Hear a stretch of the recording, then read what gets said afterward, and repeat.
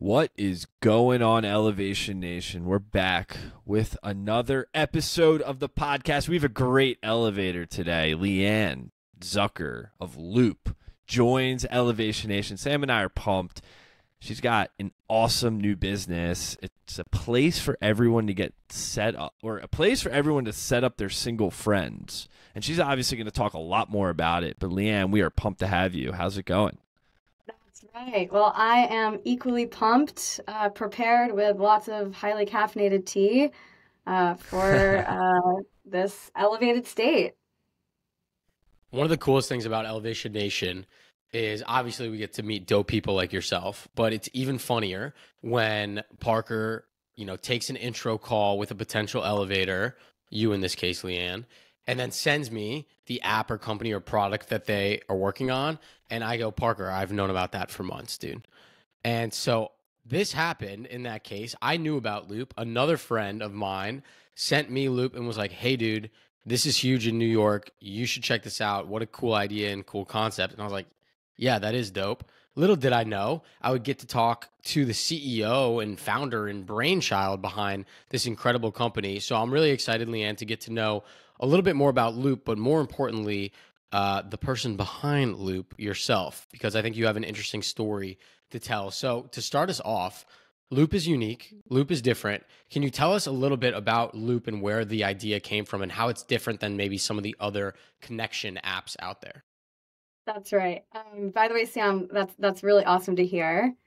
I remember a few weeks after we launched, I would kind of like one by one start getting texts from guys I'd been on like one date with years ago, but randomly had their phone contact saved and they saw that I was on Loop. Anyways, yes, really excited to tell you more. Loop is a matchmaking app where everyone gets to be a matchmaker for their single friends. I like to think of it kind of like a social network designed for your dating life. So, singles can see who their friends know and ask for intros directly through the app, removing any social friction around creating friend setups. And then in addition to meeting through friends, people on Loop can meet and matchmake through groups centered around events, locations, and other communities. So, the idea is we all really like meeting in real life, but meeting in real life requires taking advantage of these fleeting moments, really being in the right place in the right time. Loop makes that more efficient because after going to a coffee shop or going to an event, you can go back to the app, see who's single, see who isn't, ask for intros, and create matches. Wow.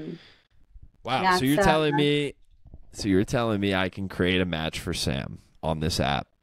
And the reason why I say that is because Sam, there's an ongoing bit in Elevation Nation that Sam and I, he doesn't like to tell me or keep me very informed about his dating world, but I feel like Loop can help loop me in more, pun intended, so wholeheartedly into Sam's dating life and even possibly help Sam find the one. Absolutely. I have no comment on this. I mean, on Loop. This is Parker's now opening up Lian some drama that I guess we're gonna have to air. I love Parker, but Parker has certainly been in a relationship for a long time, so he is not my number one call when it comes to ladies. But I do trust his opinion, so I'm excited. That would be the number one person that you want to call, the guy who can keep a committed relationship over a long period of time, getting married in 5 weeks. But no, it's fine. I'm just clapping from the sidelines, smiling, laughing, shouting out,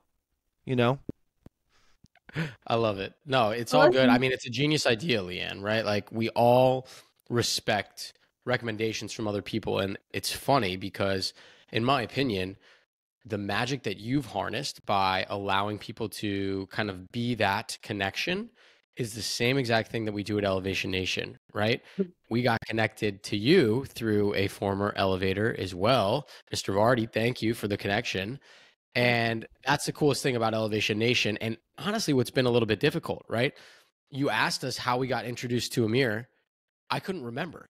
We've now gotten into this crazy spider web of this elevator introduced us to these other elevators who introduced us to more elevators.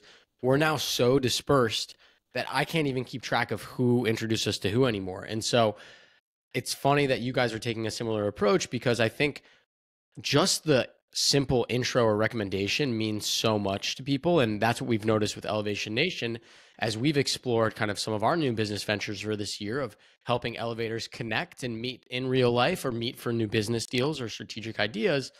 All it takes is Parker and I vouching for a person, and it kind of breaks down that uncomfortable barrier. So you found something similar, I imagine, in the dating world. Exactly. And listen, it just makes sense. It's not anything that we invented. It's literally how humans met for thousands of years, really until the dating apps, which took hold, approximately 10 years ago. Tinder came up with swipe right, swipe left. But before that, it was very much, your family told you who you should marry, or, you met through more of a social context. And listen, there are much less important decisions that we make with much more counsel. Most people don't go to a restaurant without asking, their friends for a recommendation. And so, I think it's rather ironic that for the most, socially meaningful decision you'll make, most of the other solutions out there are not actually social products. The traditional swipe-based apps, it's actually one player on one player, swiping right or left late at night. It's not a social app. And, there are many different philosophies here. Personally, I'm of the view that predicting chemistry, let alone romantic chemistry between two individuals, is extremely difficult. It's one of nature's tightest held mysteries, if you will. But the mindset that you bring into that first interaction can make a huge impact. And unfortunately, like the way that dating works is that we heavily weight those first interactions. The truth of the matter is, and this is just based on stats, more than 70% of people believe that they're being actively lied to by something on a dating profile. And so when you enter that first interaction, kind of trying to poke holes with that level of suspicion, it's not really like a promising start. And so, what I've seen, by the way, I've seen it from personal experience too. I've been on many a mediocre first date, only later to realize that, we actually have a mutual friend, or we go to the same event, and I get to see the guy in more of a social context, and that often really colors my impression of him. Sometimes for the negative, but often for the positive. And so, that's really what we're building here is, when you tell a friend, hey, I think you should meet this person because, it has a huge impact. And I've seen that. I've convinced friends to go on second dates that they didn't want to go on. And some of those have led to marriages. So, the people like Parker are part of the dating game, whether they want to be or not. We're just building for them. You hear that, Sam? Is JJ going to be pissed about that? I'm part of the dating game, whether I like it or not. I think it's a brilliant idea, Lian. I mean, it's incredible. First of all, I was set up back in college, actually, with my now fiance, future wife, which is, I feel like a way that usually, to your point, people meet, right? You get set up by a friend. I think you would be good with this person, blah, blah, blah. But I think it's just incredible how you're taking probably a very competitive, this is a very competitive industry, right? I mean, just the dating world in general. You have all these startups trying to get into this world, and you say, wait, I actually have something that I genuinely believe is missing, but could very much work. So I'm curious, what is it about that gets you so fired up to work on this project every single day? Yeah.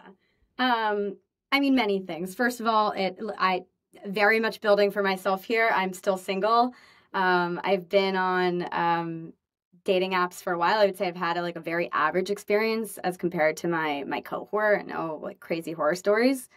But it's something that I'm very passionate about, both as a single and as a connector. I matchmake all the time, and by the way, not just romantically. I set people up for friendships, for business purposes. I actually one of my proudest moments is I set up one of my stand-up friends for like a comedy gig. So I really, it's my oxygen essentially. But anyways, if there's one problem that I, basically like refuse to sleep until it's solved, it's this one. You're absolutely right. It is a very challenging space, because there are other solutions, but also because every single person has a hot take, right? It's like your mother, your father, half brother, cousin, grandmother, like everyone has a philosophy for how dating might work. The situation would be different if I were building like a SaaS tool or something. It is that I consider that definitely a blessing, but it's also challenging at times because, we're really forced to focus and to, ruthlessly prioritize.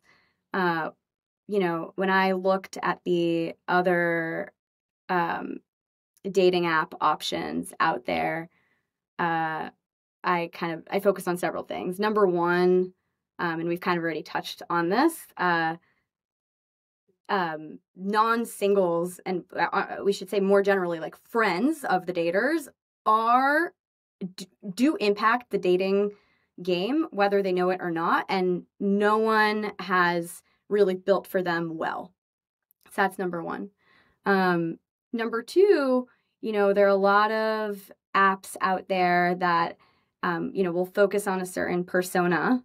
We'll build for the Jewish community or we'll build for the highly educated community. But by and large, the mechanics of the app are still the same. It's still, you see profiles and you make kind of like split-second decisions. We decided really to focus on, I like to say two things, but if I really had to say one, I would say one, and that is trust. So the power of having someone in the middle actually intentionally making that introduction, it completely transformed the experience. By the way, we ran a customer survey recently and found that on loop, 90% of the people who received a match actually conversed, and 60% of them went on the date. Which for anyone who's been on a dating app, and those stats are nuts. 90%. 90%, there was at least a text, right? And 60% actually had a date. And so, but it makes sense. There's someone in the middle. And so, if anyone knows me, I like to run, this is a little bit of a joke, but a little bit not a joke. I like to run my setups with an iron fist. So I follow up. I ask like, hey, how was it? Like, did you meet? Did you text? Why didn't you text? And not everyone's like that, but anyways, like having someone in the middle who you're actually accountable for, makes a difference. So, I said two big things. The biggest thing is trust, and that's really embedded with a person. I know we're doing this over video, but if you'll meet me soon. If I were to create my dating profile and say, well, I'm 5'9", you would laugh at me. I'm very small. And so, unlike another app where, that is not a social network, where you can kind of like create your profile and that's it. Here there's actually like that embedded social proof. And I said two things. One obviously trust, and two is agency. And so what does agency mean? Number one, giving singles a sense of control. So, Sam, you don't have to be at the whim of Parker to set you up, but rather you can build your loop, see the friends, see your friends of friends, and ask for intros. And then also look for such an emotional problem, where the intro comes from really impacts kind of how you view it, right? So, meet you both today, get a good vibe. Anyone who you introduce me to, I'll kind of associate with you. And that's very similar. Similar thing goes for our groups feature. So, I can say, hey, I want to date among people who like running on West Side Highway, or, I want to meet someone who frequents the same coffee shop that I go to. These are very nuanced filters that you simply aren't afforded on normal dating apps. And again, it really helps with the context, and it gives the interaction more serendipity, right? Than just like, oh, well, the powers that be gave me this profile, and I swiped right because I was in a good mood. It's just such a genius idea. And to your point, it's been around for forever. So certainly I won't give you all the credit for this idea of, yeah, humans are at the center of all our relationships, but you certainly are bringing it to the forefront. So I give you all of the credit in the world for that, because we have been dating in a different way. And so it's funny, right? As I've been single for a little while, you know, when you match with someone on some of the other dating apps, pretty much the first thing I think many girls do, and I will admit to this as well, is like, you figure out, well, what's their Instagram or LinkedIn or Facebook, and like, do we have any mutuals? Is there anyone I can check to make sure that this person's normal? And so you're kind of doing that for us. And then I'll add, you know, I love my friends. Even though I give Parker shit, I do really respect and appreciate his opinion, because I talk to him every single day. And so he knows me well and knows, I mean, I pretty much date Parker at this point. He knows how to work with me and how to get the best out of me, and when I'm having a bad day or a good day, right? And so the type of person I end up with, I want Parker to approve of, as silly as that sounds. And so I think our friends and our family, like having that connection automatically with the person that you're going to your point, Lian, this is one of the bigger decisions we make romantically in our lives, is who is our partner going to be? I think it's a fantastic idea. So thank you for doing what you're doing on behalf of many of the single people out there. I will thank you on behalf of all of them, because it's a great idea. And I know you're going to change probably the dating atmosphere for the better. Can I also add one thing? First of all, thank you, Sam.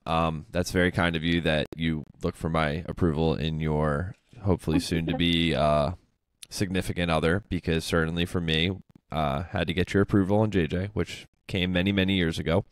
But I also want to say, like, Lian, half my friends are still single, and I want to be able to go on dates with them, with cool people as well, and be able to spend time. Like, I feel like for me, to clarify, he means with his fiance, with my fiance, not with other girls. No, I just want to. JJ's listening, so I just want to make sure. Double dates, like, that's a thing, you know. So, I mean, I've skinned in the game at this point now. I got to get on the app. I got to get Sam. Well, Sam doesn't live in New York. That's the problem. So, Lian, let's talk about that. If Sam is in DC, I'm in New York, like, am I able to still make recommendations for Sam? Like, how does that work? Yes, you are. So first of all, Sam, please bring Parker on dates, and JJ, of course. I have some very funny stories. One, my brother, who's also my co-founder, by the way, loves telling this story about how one time I tricked him into coming on a first date with me. That's awesome. I was like, "Oh, come have That's pizza." a good brother. He's like, and before I knew it, there I was sitting across the table from this dry lawyer. Anyways, but listen, I've had a few dates where like a friend is there, or it's like a double date very early on, and I think it's always a positive. You always learn something about the other person, but not everyone's like me. Listen, anyways, to your question. Yes. So our networks are, I was going to say national. Our networks are really global. And, you know, I think it's kind of, so 2019, right? To limit yourself to only being in one spot. So many of us post-pandemic are nomadic. Anyways, the way it works on Loop is, it's really just based on your social network. So just like you have, you know, followers on Instagram, connections on LinkedIn who are in other places, the same goes for Loop. And actually on Loop, you can actually specify with more flexibility where you're open to meeting someone. We actually have we got some. That was not the answer Parker wanted, by the way, Lian. His answer that he wanted was, sorry, this is only available in New York, so Sam has to move back. But I was hopefully going to get a little bit of leverage there on Sam, but I guess it's great that it's global. I like global networks. That's better. I hear New York has the best people to date. How about that? So, but what was I going to say? Oh yeah, we heard a few really amazing customer stories about people actually flying cross country and then for a first date, which is ridiculous because I could barely get a guy to come downtown. But yeah. It's incredible what you're building. I love some of those stories, and I'm sure you have many of them. But I want to ask you a little bit more about your background, Lian, and your story of how you got here with your brother as your co-founder, because it's evident beyond belief that you know exactly what you're talking about when it comes to the business, right? And entrepreneurship, business skills, knowing how to send user surveys and testing and customer research, not necessarily something, at least at my school, that was taught well to us. This is kind of come as Parker and I have built our own business. We've learned the ins and outs of entrepreneurship. And so I want to talk to you a little bit about how did you make the decision, one, to do a startup, right? Like that's a big jump. Parker and I are half startup founders. He's going to yell at me for this, but like we still have full-time jobs, right? And we're building this on the side and we're certainly learning and hedging our bets as we're going, but you're now all in on this concept. How did you kind of come to that conclusion? And I imagine it was a little bit scary at points. Of course, it's still scary every single day. Being a founder was kind of something I always knew I wanted to do. I am originally Israeli, very much like founder nation. My dad's story is related to that, so it was kind of it was a topic of conversation at the dinner table growing up, but it always kind of seemed like a faraway dream. Out of college, I actually started in investment banking, and did that, kind of like paid my dues. I like to think of that as my boot camp. Did that for 2 years and then went the startup route. But I started off at jet.com. I joined, it was still pre-launch, but Jet had raised so much money. I was probably employee, I don't actually know the number, but I want to say close to 100, maybe a little under 100. So by no means scrappy. That was an incredible experience because I just gained so much exposure to products, but also quite technical product and working with engineers. It was, I enjoyed investment banking. I don't want to take away from it, but I feel like Jet was the first job where I was like, wow, I really can see the rest of my career. And, a year after that, we actually got acquired by Walmart. So that was a 360 moment. And then next, up until founding Loop was really the most meaningful step in my career. I joined 30 Madison Keeps on their founding team as the first employee and head of product. So when I joined, we actually was 2 co-founders who to this day are great mentors of mine, in fact, investors of mine as well. And when I joined, it was really just an idea. We didn't even have the name yet. And that's where I was there for 3 years. And that's really where I learned everything, and more than learn, just a lot of like skills and tactics for how to launch a business. And then ultimately, I mean, by the time I left, we were like 100 ARR. So really like launch and build it and build teams. It kind of gave me the courage, right? It reinforced that I do in fact want to do this crazy thing. And it also,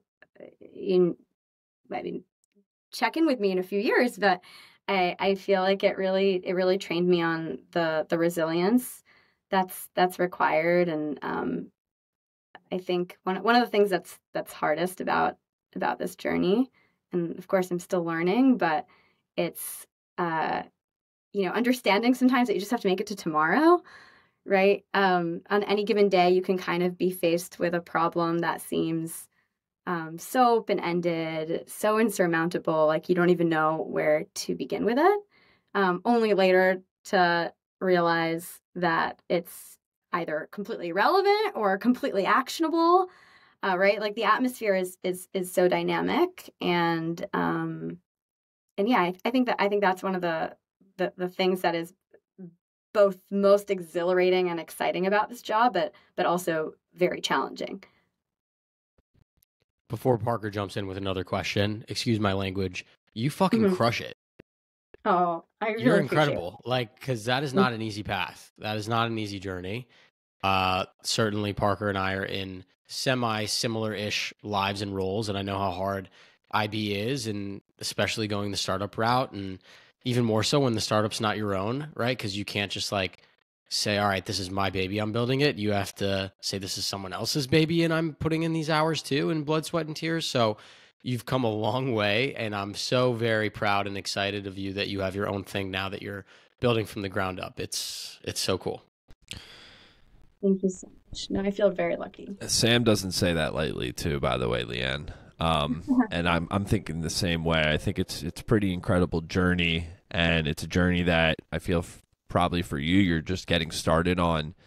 Something that we always love to ask our elevators who make a big change in their life. A lot of our elevators who we've interviewed have really had to exercise mental fortitude to make a huge change in their life. Sam and I love mental fortitude. Elevation Nation was built on the foundation of mental fortitude. That is the courage to, go through the hard times, the good times and everything, and keep pushing. And we think mental fortitude is what elevators need to elevate.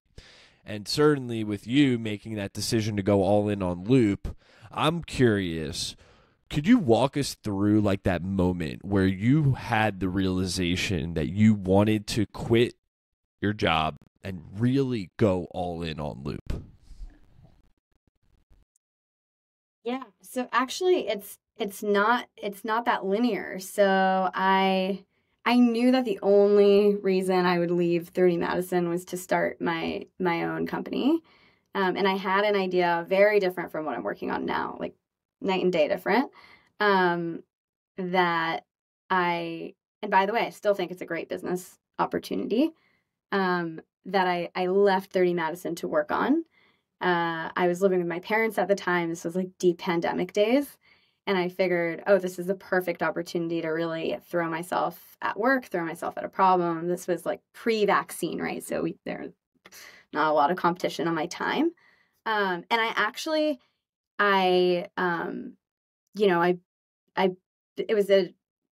was selling something online. I'll like keep it there, right? But I built a website for it. I put some money behind social media ads.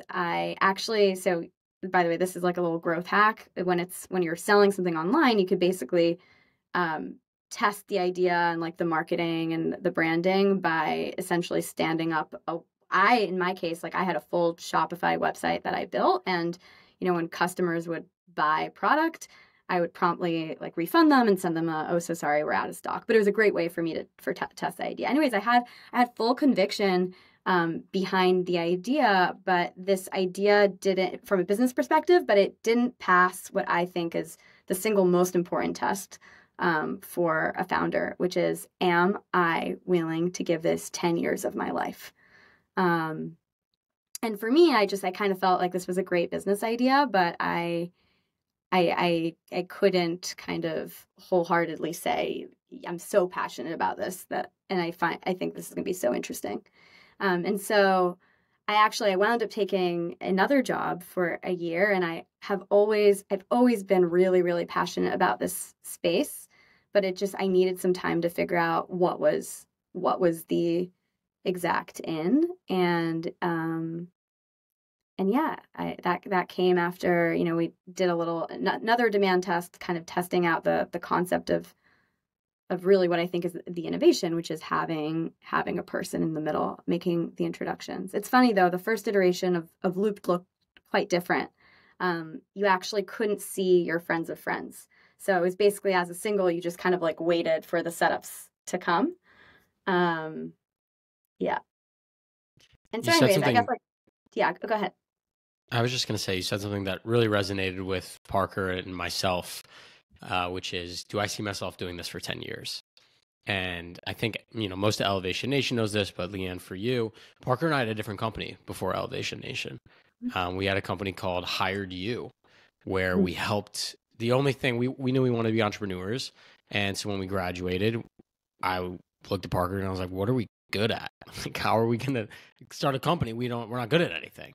And the only thing we could come up with that we were good at the time was reviewing resumes and getting kids internships and jobs. And so we built this entire curriculum. We did consulting, one-on-one coaching. We had this whole business model to go to fraternities and sororities and sell this package to them. And we did it for a little while. And then one day, Parker and I looked at each other and I was like, dude, if I have to redline another kid's resume, I'm going to scream. Like, we just cannot do this anymore. And that's when we pivoted to Elevation Nation and what it is now. And I think you're so right. You can have a business that passes all the tests that an investor or someone would think is the right thing to do. At the end of the day, there's a lot of late night hours grinding. I mean, I can't tell you the last time I've had a conversation with Parker where we didn't talk about Elevation Nation. Like, there's a lot of sacrifices that you have to make. And if you don't love this idea, this concept, or where you're headed, it's going to be really difficult to put in those long hours. So I love that you said, can I do this for the next 10 years? Because Parker and I joke, like, we're going to be 50 still doing a podcast every week, but we get to meet cool people. So we might as well just keep on doing it. That's amazing.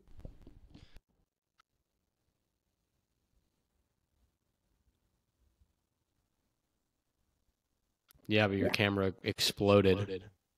That was now you're echoing. So keep it going. Gotcha. Okay. Lian. While I hear myself echo in the background, that's okay. We're going to keep on going. We roll with the punches, mental fortitude. Am I echoing as well? You are, but Parker's going to fix it because he's our handy-dandy sound technician. But yeah, I think obviously finding something that you can do for the next 10 years is important. One cool new thing that we're doing as we've slowly built Elevation Nation is we have people that listen to the podcast now, and we have people that are in Elevation Nation that we love dearly. So some of our followers and some of our members of Elevation Nation have sent in some questions specifically for you and with your background in Loop. We call them our Elevation Nation scenarios. So I was wondering if you would be open to providing some real-time advice to a few different questions that we got from elevators in the real world. Sound good? Absolutely. Sound good. Cool. Perfect. All right. So we'll keep them anonymous for now. But the first one I have is someone sent in, I have a single friend and the dating apps just haven't worked for him and he refuses to continue to use them. What is your pitch on why Loop might be a better resource for him? Okay. I freaking love this question. If I knew more information, I would obviously get much more direct and granular. But I think, I sense that he can fall into several different buckets, and so I'll kind of cover all.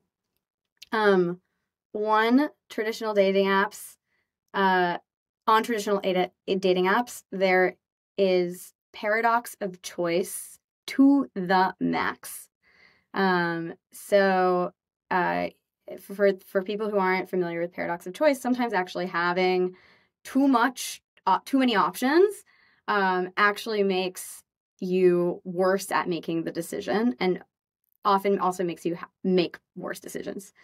On traditional dating apps, there's this illusion of having a bottomless pit of options, and each option is not really contextualized, and so you don't really have high conviction around each option.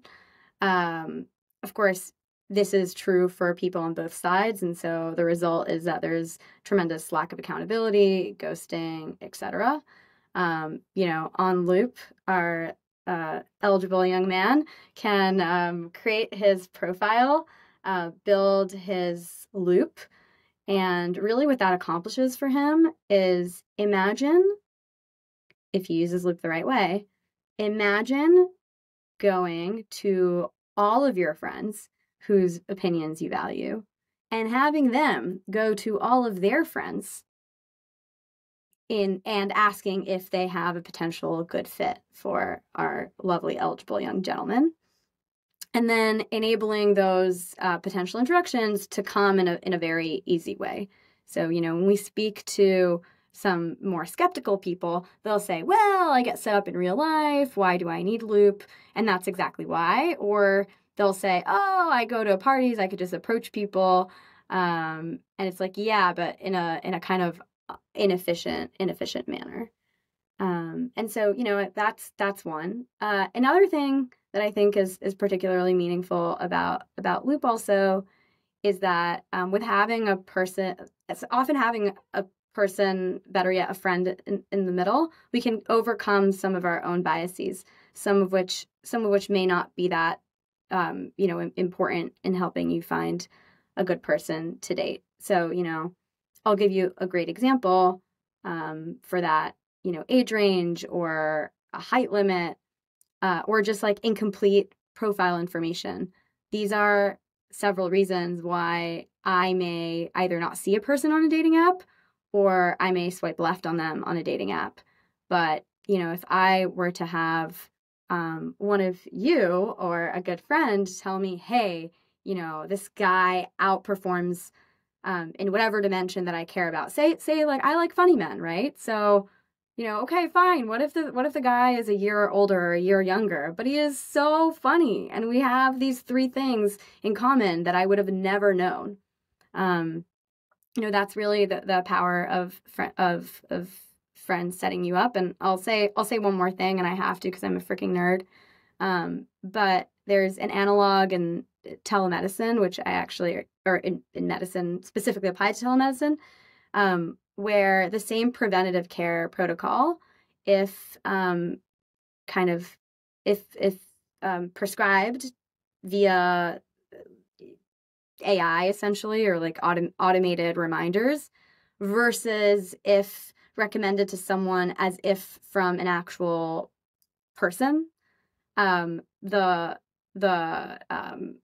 latter far outperforms. So basically, whenever it feels like the advice for a preventative care regimen is coming from a human, the person is more adherent.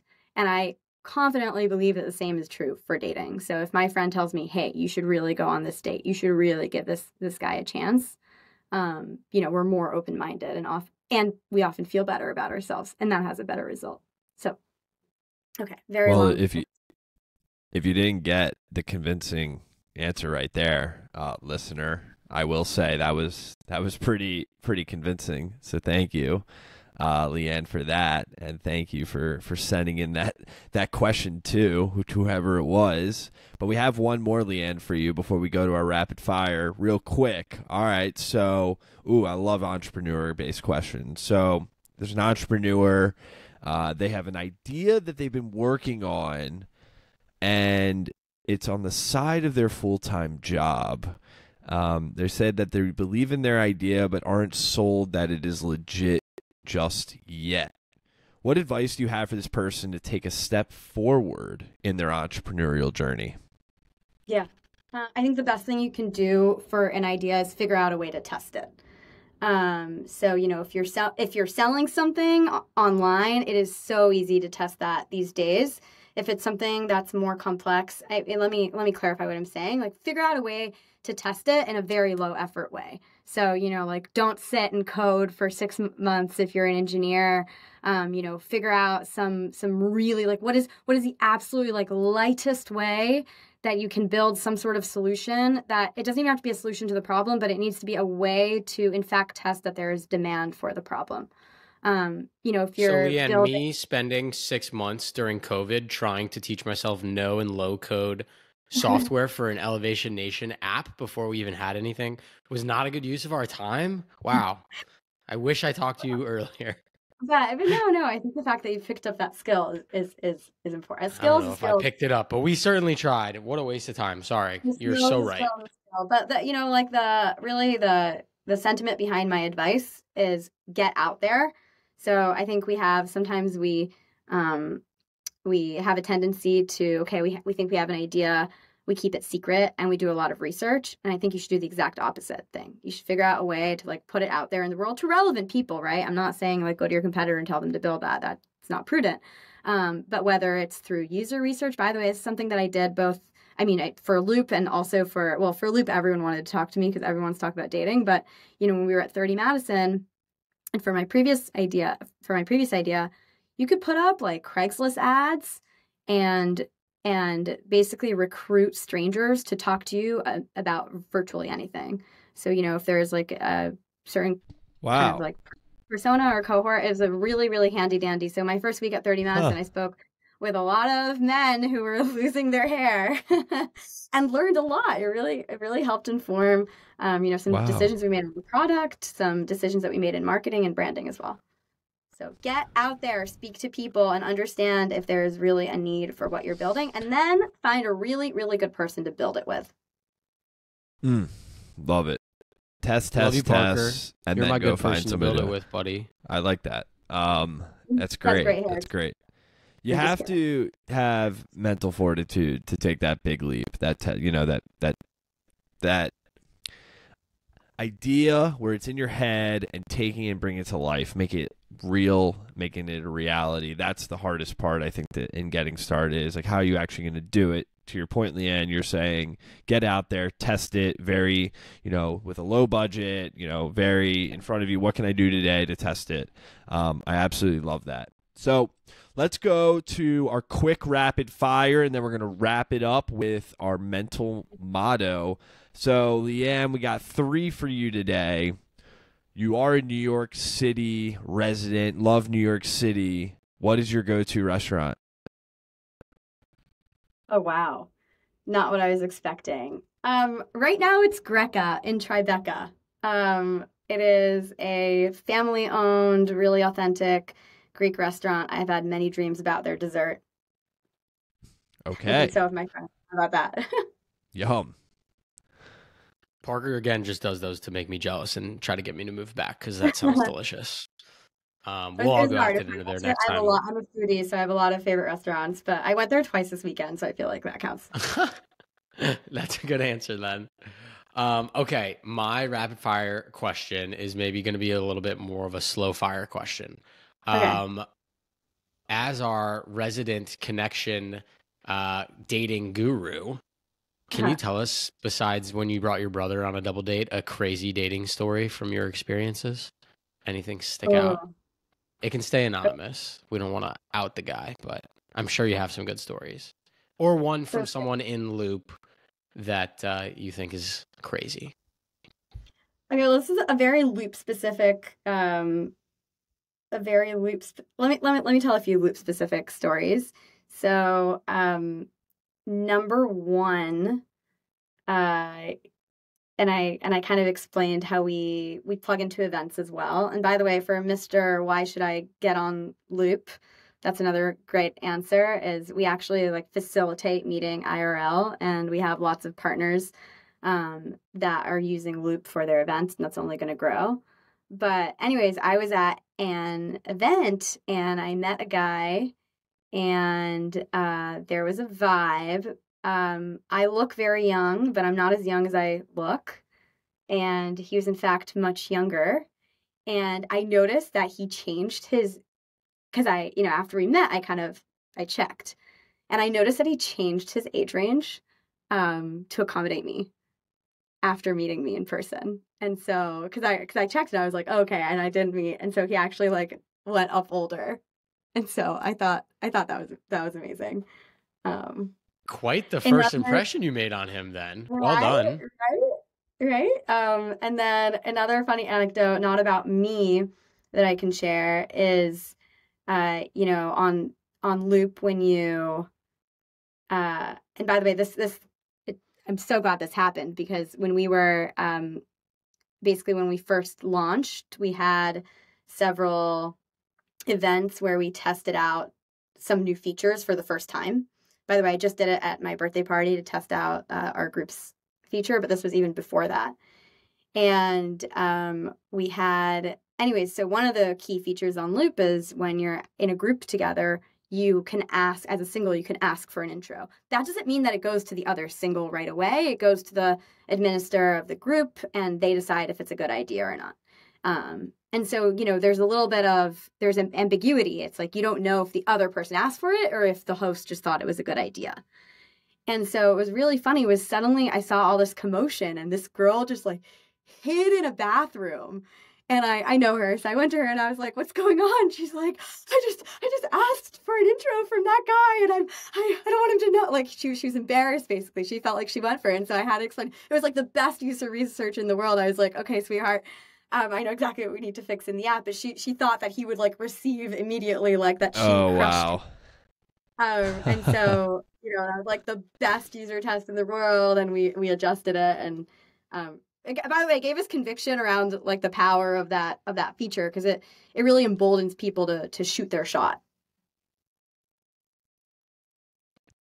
I love all those stories. Those are incredible. I think we might have to do a full episode on fun dating stories with you, Lian, but we'll save that for another time. I love it. I also hear everyone's funny dating stories, right? So yeah, exactly. You're the person that they vent to and talk to about some of their crazy stories. So I think it's perfect. We'll keep you posted if we hear any others, but those were great. Thank you for that. Parker, do you have a last rapid, or are we going into men's mono? I mean, we have to ask the question we always ask, Sam. Lian, I don't know if you have time to read or not. I assume you do, but we do ask every single person who joins Elevation Nation, what's a book rec you have for us? You see all these books behind me. Those are all pretty much Elevation Nation recs. I know. I'm curious if you have one for me. I read a ton. I've been very bad about it recently, but I like to try to read a book a week.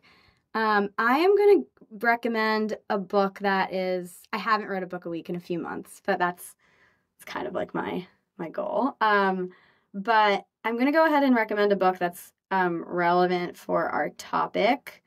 And it is Make Your Move.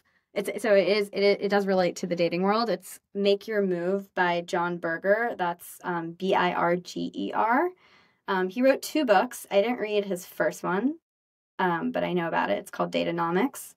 And in his first book, he kind of covers like the trends around dating, and like one that he covers specifically is there are actually more women getting college degrees, not only in the U.S. but in many kind of like in many other countries. Anyway, so there are more women getting college degrees than men, and then there's also, he calls it assortative dating. So there's a tendency for people to date people who have like similar educational backgrounds to date. And so the result, and this is really like why he wrote the book, is that he observed that he had a lot of like really incredible, beautiful, successful, smart, single female friends in their 40s. And so his first book, he really like does a deep dive into these trends. And his point is, it's not an illusion. There are actually more women in the dating market than there are men. His second book, which is the one that I'm recommending, called Make Your Move, is really, it's addressing women. And he makes the argument that, hey, all these kind of like rule handbooks that we still cling to for how to approach dating, especially the ones that women cling to, of like playing hard to get, and if he wanted to, he would, and like be chaste, don't chase, are rather obsolete. And in game theory, the person who chooses actually has a better outcome. So, with women, outperforming, or at least, performing as well as men in many different dimensions, hopefully soon we'll also be making as much money. Why should a woman wait to be chosen? And so he goes into a lot of anecdotes, and I found it very, very eye-opening. And by the way, he also talks about men and how, women kind of want John Waynes, but, with the Me Too movement, small price to pay for women not getting harassed or getting harassed less. Like, men are not as confident about approaching women, and, are a little bit more nervous to be perceived as creepy. And so anyways, it's a really great read. And I actually don't like reading about dating that much. And I really enjoyed this book. I thought it was fascinating, and he did a great job. So I love it. I added it to my Goodreads list. I read it, right? I read it when Loop had not launched yet. And he talks about, he actually gives people the advice: get off the apps, make a list of everyone who who you think can introduce you to someone, and reach out to them systematically. And I was like, oh, well, boy, do I know the app for that. Well, I'm going to say this to John. If you're listening, how about get off the apps and get on to Loop, because you don't need to write down everyone you know. Lian's doing it for you with Loop. So I'm going to revise his statement, and maybe he'll rewrite the book in his next edition and plug Loop. I love it. All right, Lian, I want to end with something that we hold really near and dear to our hearts at Elevation Nation. You know, we've started this movement about 4 years ago. We speak around the country to high school, college, and recent graduates. We now have, what is it, Parker? Probably over 160 members, official members, elevators in Elevation Nation through the podcast. And every single person that joins the nation, joins our movement, they have something that we call your mental motto. Now, you heard Parker and I stress mental fortitude and how important we think it is for young adults to conquer the real world and to use mental fortitude. But that means something a little bit different to everybody. So that's where we came up with the mental motto. It's a phrase that truly embodies who you are and how you live your life. Parker and I have one. And Lian, we want to know, what is your mental motto? Yay. Okay. I'm excited to share mine. And I swear I said it before Ariana Grande. My mental motto is yes and you know, really what this conveys is, listen, saying no is really easy. It's really easy, and you can always say no after you've said yes.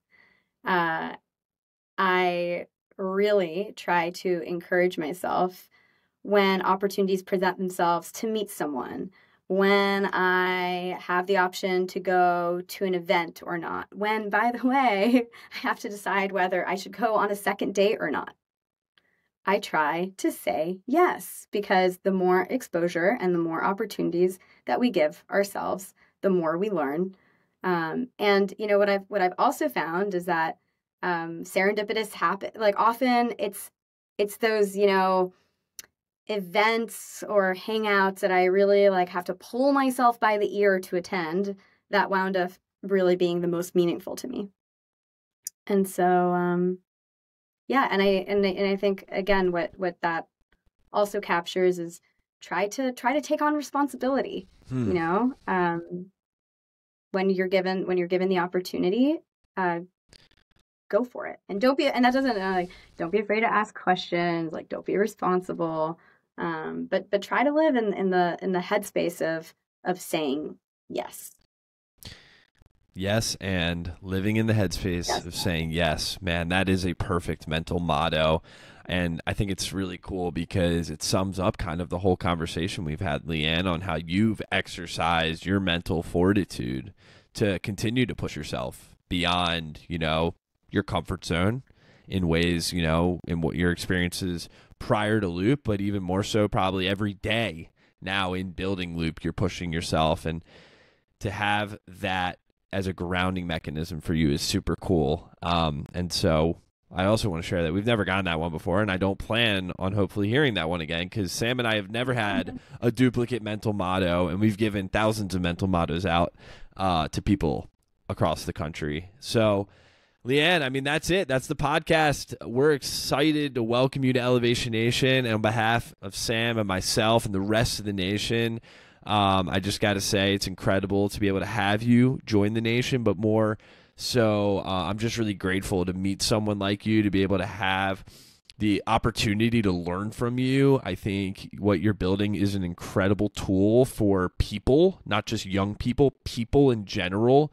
And more so, I think you're just getting started. And Sam and I are going to be on the sidelines watching, waving, cheering, maybe yelling, who knows, to see you continue to elevate and continue to make a difference in the world. So thank you so much for joining us. I can't wait to party at Sam's wedding together. Wow. Okay. Right there. Boom. We've had dozens of engagements and weddings. It's crazy. It's. I don't doubt it, honestly, at all. It's really meaningful. All right, Sammy. Well, thank you. All right, Elevation Nation. Until next week. Peace.